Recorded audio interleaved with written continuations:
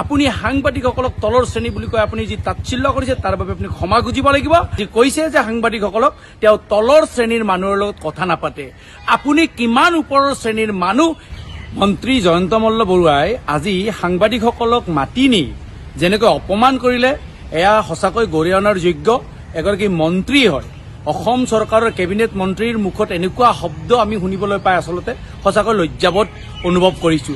মই বিশেষকৈ নলবাৰীবাসী হয়, যেহেতু নলবাৰী সমষ্টিক প্ৰতিনিধিত্ব কৰে, এনেকুৱা এগৰাকী ব্যক্তিক লৈ সঁচাকৈ আমি লজ্জিত অনুভৱ কৰিছো আৰু গোটেই নলবাৰীবাসীয়ে লজ্জিত অনুভৱ কৰিছে। এইগৰাকী জয়ন্ত মল্ল বৰুৱাই যি গো পালন কৰি খাটি খোৱা লোকসকলৰ পেটত লাথ মাৰি নিজৰ পত্নীৰ নামত 50 লাখ টকাৰ ৰাজসাহায্য লৈ যেতিয়া ধৰা পৰিলে তেতিয়া তেওঁ লাজ পাইছে।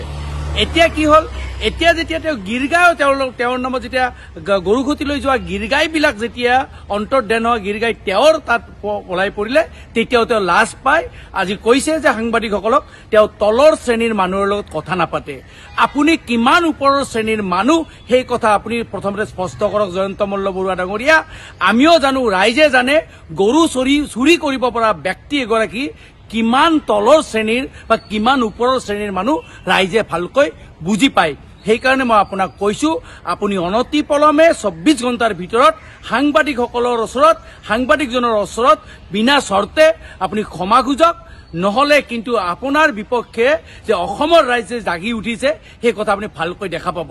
মই আপোনাক এটা কথা কৈছো জয়ন্ত মল্ল বৰুৱা ডাঙৰীয়া, এই যে আপুনি যে বন্দাজনৰ মাটি দখল কৰি ঘৰ বনাইছে, এই যে আপুনি পত্নীৰ নামত 50 লাখ টকা ৰাজসাহায্য লৈছে, এই যে গিৰগাই চুৰি কৰিছে, এইবিলাক মাত্ৰ আপোনাৰ এটা বা দুটা পৃষ্ঠা খোল খাইছে আপোনাৰ দুৰ্নীতিৰ।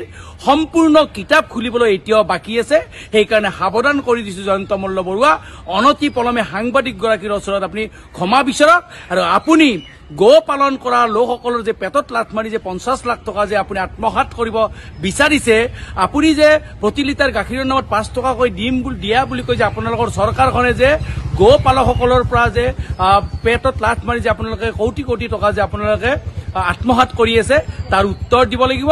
পুনৰবাৰ কৈছো, আপুনি সাংবাদিকসকলক তলৰ শ্ৰেণী বুলি কৈ আপুনি যি তাচ্ছিল্য কৰিছে তাৰ বাবে আপুনি ক্ষমা খুজিব লাগিব। আৰু আপুনি এই যে গিৰগাই চুৰি কৰা কাৰ্যত যে আপোনালোক যে লিপ্ত আছে, আপোনালোক কোন শ্ৰেণীৰ মানুহ সেইটো কথা আপুনি স্পষ্ট কৰিব লাগিব।